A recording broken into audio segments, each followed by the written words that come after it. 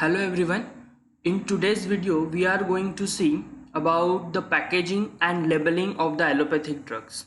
We have already seen the manufacturing of allopathic drug, the provisions for the manufacturing as well as the provisions for the selling of drug. Now we are going to see the packaging and the labeling of allopathic drugs. Okay. So the basic in the packaging and labeling, what are the packaging conditions, what are the basic packaging conditions, and what are the labeling condition of different schedules for different uses of drug. Means suppose if it is a external purpose, if it is a veterinary drug, then what could be the labeling of that drug, that we are going to see in the today's video. So first, the pack sizes of drug meant for retail sale shall be as prescribed in Schedule P. Correct? Schedule P1 to these rules. The pack sizes of drug not covered by the Schedule P1 shall be as given below unless specified otherwise in Schedule P1. If all the pack sizes for the retail drug are mentioned in a Schedule P, correct? So if they are not mentioned in they are not mentioned in Schedule P, then what are those conditions that we are going to see in the subsequent pages. The pack size for tablet or capsule shall be where the number of tablets, both coated as well as uncoated, and capsules, both soft gelatin as well as hard gelatin, is less than 10. Such packaging shall be made by the integral number. Now for numbers above 10, the pack size of tablet or capsule shall contain multiple of 5. This is very simple, I think. If the tablets or capsules are less than 10, then it can be any number, but if it is more than 10, then it should be a multiple of 5. Then it should be a 15 or 20 or 25. Okay, it could not be 22 or it could not be 27, like this. The pack sizes for liquid oral preparation shall be 30 ml. Now this 30 ml is only for the pediatric use. Means if the liquid oral preparation is for the pediatric purpose, then only it will be 30 ml. Otherwise it will be either 60 ml or 100 ml or 200 ml or 450 ml. Correct? Then the pack sizes for pediatric oral drops shall be 5 ml, 10 ml or 15 ml. Then for the pack sizes for eye, ear, nasal drops shall be 3 ml, 5 ml or 10 ml. Means here we are what we are looking exactly, the numbers in between. Means if we are talking about eardrop, then it could not be a 6 ml vial or it could not be a 6 ml bottle. Okay, it will always be a 3 ml. Either it will be 3 ml, 5 ml or it will be 10 ml. The pack size for eye ointment shall be 3 gram, 5 gram, 10 gram. Likewise, provided that the provisions of the pack size covered under this rule shall not apply to. Now we have already seen the pack sizes for for the ointment, for the drops, for the liquid oral, for the solid dosage form. Then which are those conditions where these volumes can be varying? Now that we will see. In first, pack sizes of dosage form not covered by the foregoing provisions of this rule. The imported formulation in finished form, a pack sizes or dosage form not covered by the foregoing provisions of these rules means what? If those pack sizes or if those dosage forms are not mint, or those are not included in this Drug and Cosmetic Act. Okay, means they are not from any schedule or they are not cosmetic either. At that time, that pack can be of any size. The imported formulation of finished form means Drug and Cosmetic Act is an Indian act, correct? So whatever we will manufacture in India, that will comply these standards. But if we are if we are importing something from suppose Europe, and they have their different standards, so that pack may be of 11 ml maybe something different or maybe similar. But if it is imported from any other country, then that can be exempted from this rule, right? Then preparation intended for veterinary use, again only human use preparation will follow these rules. Then vitamins, tonic, crop preparation, antacid, laxative in oral liquid oral in liquid oral forms, unit dose including applicables. This means if you will see now the cup preparation or antacid, those are, or the laxative, though you can find those little big bottles, and the volume of those liquid oral preparation is also sometime 150, sometime 175. So it is vary, and it is not mentioned above. Okay, so that's why those vitamins, tonic, cup preparation can those are exemptions, correct? Then pack sizes of doses form meant for retail sale to hospital, RMP is nothing but registered medical practitioner, nursing homes means जो भी hospitals को देना है, registered medical को देना है, या फिर अगर वो फिजिशियन सैंपल होगा तो वो इस साइज में नहीं आया तो भी चलेगा. Pack sizes of large volume intravenous fluids. What are the large volume intravenous fluids? Salines, dextrose solutions, or that can be a 500 ml, that can be a 1 liter, means anything. So those large volume parenterals also have exempted from this rule. Okay, then provided also that pack sizes of any of the new drug as and when approved by the licensing authority appointed under Rule 21, and if not covered under this rule, shall be examined for the purpose of approval with the specific justification by the said licensing authority. This is in simple words, licensing under Rule 21, the licensing authority should check whether these packs are in the proper guidelines, according to they are packed according to the proper guidelines or not. Okay, then now we will see one by one some special conditions, like packaging of schedule S drug, schedule X drug, or schedule H drug, or schedule C drug. Okay, so first we will see the schedule X. So what are those? Those cannot not exceeding means schedule X shall be marketed in packaging not exceeding 100 unit. I think in previous lectures or somewhere also we have seen this concept that schedule X drug should not exceed 100 units doses in case of tablet or capsule, or 300 ml in the case of oral liquid preparation. Because why? Because it can be used for the suicidal purposes, it can be used for the any illegal purposes. That's why the pack sizes not exceed should not exceed 100 units in case of solid, and 300 ml in case of liquid oral. Remember these two units, that is 100 unit doses in case of solid and 300 ml in case of liquid oral, because this can be asked in your examination. Okay, and 5 ml in case of injection. Provided that nothing in this rule shall apply to packing meant for use of a hospital or a dispensary, subject to the conditions that such supply is made by the manufacturers or distributors direct to the hospital or dispensaries, or hospital pack shall not be supplied to a retail dealer or to a registered medical practitioner. Means although there are they have mentioned the packaging volumes for the schedule X drugs, they also saying that these volumes are not mandatory for the following purposes that we have already seen in case of if that packaging is for the hospital, and if that packaging is for the registered medical practitioner or the dispensaries, etc. So in that case the volume may be changed, but for the retail purpose this packaging of these schedule X drugs shall be according to the rule only. Now next is packaging and labeling of umbilical tapes. The umbilical polyester tape shall be packed in sealed polythene bags or sealed plastic containers, which ensure that when packed the tape is sterile.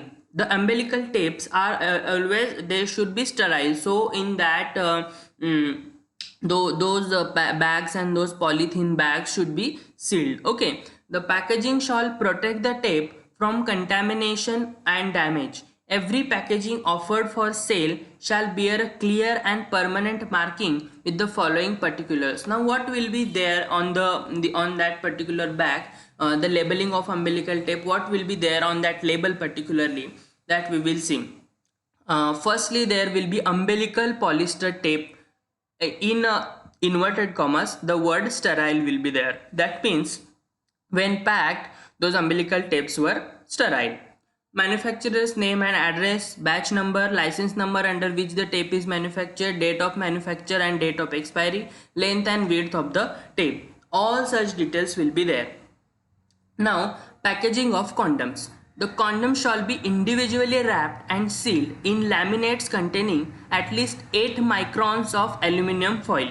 The individual condom shall be packed in square, non-squeeze condition or rectangular aluminum foil. The packing shall protect the condoms from contamination and mechanical damage. Both umbilical tapes as well as condoms should be packed in such a way though will not, those packaging will protect them from the contamination. In the case of umbilical tapes, the backpacking should be in such a way that will preserve its sterility at the time of use, until the time of use. Correct. So these are, we have seen the packaging condition of some cases. Now we will look the labeling conditions. There are different labeling condition for various schedules. Means not every schedule has a different labeling condition, but for some important schedules there are some particular labeling condition. In that, first, schedule H drugs and medicines for internal use. The word caution, it is dangerous to take this preparation except under medical supervision, ये उस preparation के ऊपर होना चाहिए. Those words shall be conspicuously printed and surrounded by a line within which there shall be no other words. Those words shall be conspicuously printed and surrounded by a line within which there shall be no other word means एक ऐसा box होना चाहिए. शायद हाँ, हमने जब MD के या एमडीपी के या फिर सूटिक से कुछ फॉर्मुलेशन बनाए होंगे, तो उसमें अगर वो ड्रग शेड्यूल एच ड्रग है सपोज, तो हमने एक प्रॉपरली एक बॉक्स बनाते थे हम, या आपने किया है नहीं पता नहीं, लेकिन हम एक बॉक्स बनाते थे, उसमें हम ये सब कॉशंस जो है एक्सटर्नल यूज ओनली, ये सब हम प्रॉपरली लिखते थे in a capital letters. Although it is not necessary to write always capital, but it should be distinct and clear. It should be visible, easily visible to the means who patient. Then schedule H medicines made up ready for internal use. The symbol RX conspicuously displayed on the left top corner of the label. ये भी RX का symbol भी हम अपने level पे निकालते थे जब हम प्रैक्टिकल करते थे सेकेंड ईयर में, थर्ड ईयर में. Correct. The words schedule H drug should be written with the warning to be sold by retail on the prescription of RMP only. Schedule H drug जो भी होंगे उनके label पे ये registered medical practitioner के prescription के ऊपर ही दिया जाएगा. ऐसा एक to be sold by retail on the prescription of registered medical practitioner, ये उसमें दिया रहेगा और लिखना चाहिए. these are the guidelines. Then schedule H medicine for internal use and falling under Dangerous Act 1930. Now what is this Dangerous Act? For now it is narcotic and psychotropic substances. In that case, if those drugs if the medicine is falling under narcotic and psychotropic substances, actually those are included in schedule X. But if some schedule H drug are falling under the narcotic and psychotropic substances, then the symbol NRX, the symbol NRX in red, the symbol NRX in red conspicuously displayed on the left top corner of the label, ये होना चाहिए. And warning तो वही रहेगी, to be sold by retail on the prescription of registered medical practitioner only.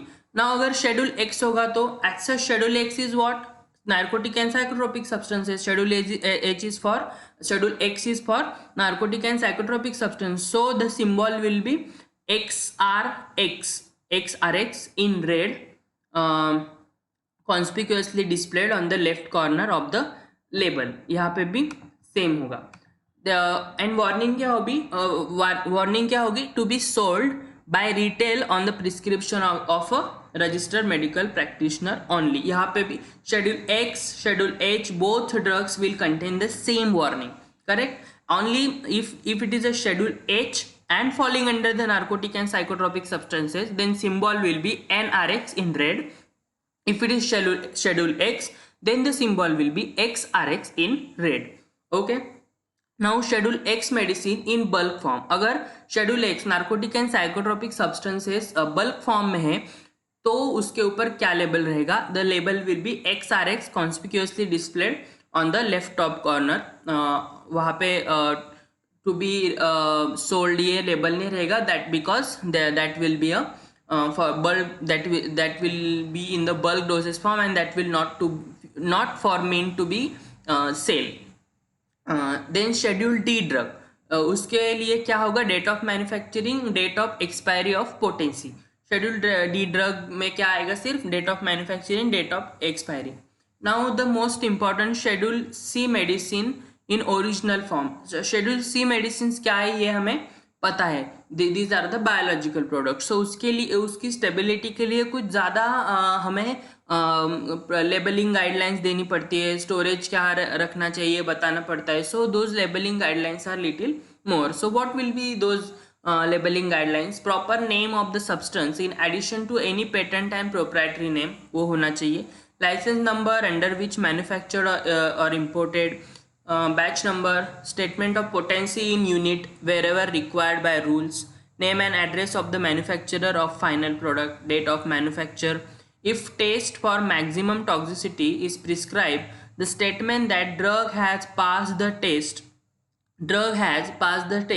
ये statement schedule C के medicine पे होना चाहिए. If a test for maximum toxicity is prescribe, अगर बताई गई है कि इस पर्टिकुलर ड्रग के लिए मैक्सिमम टॉक्सिसिटी की टेस्ट होनी चाहिए, तो उस ड्रग के ऊपर drug has pass the test ये होना चाहिए.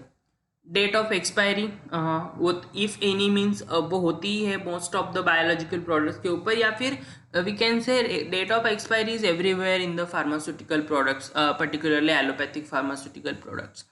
Nature and percentage of antiseptic added. Precautions necessary for preserving the properties of drug.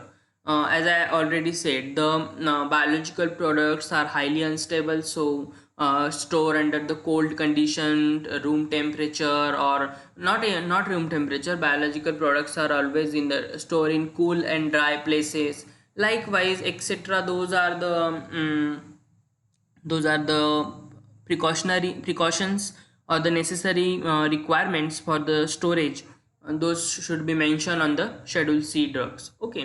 Then the medicines for the external use, the heading for external use only should be there on that external preparation. Then medicine are for the veterinary use, are always be given as not for human use, for animal treatment only. The symbol depicting the head of domestic animal. I think I have seen one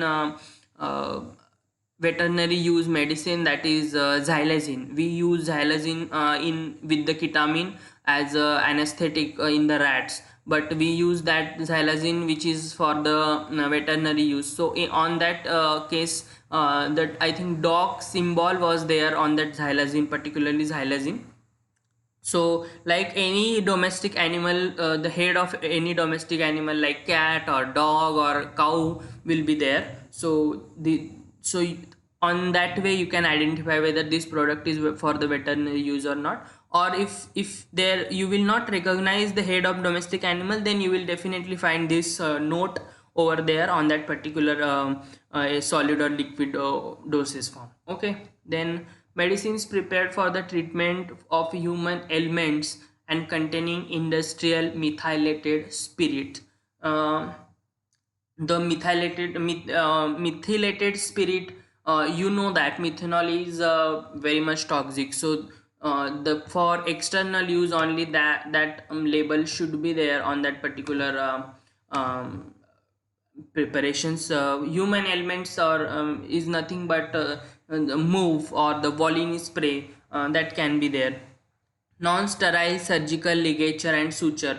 Now if it is a non-sterile, the if one thing you from the basic understanding you should know that the ligature and sutures are never non-sterile while using. So if it is a non-sterile while the packaging, then there should be a note that when necessary it should be sterile before use. So non-sterile suture, surgical ligature and suture not to be used for operation upon the human body unless efficiently sterilise. So उनको हमें sterilise करके लेना है, ये उसके ऊपर note होनी चाहिए. What we are seeing right now is labelling conditions. Okay, so what are those different labelling conditions and what are those labelling requirements and in what kind of product what kind of labeling should be there to easily recognize its nature that we are looking basically.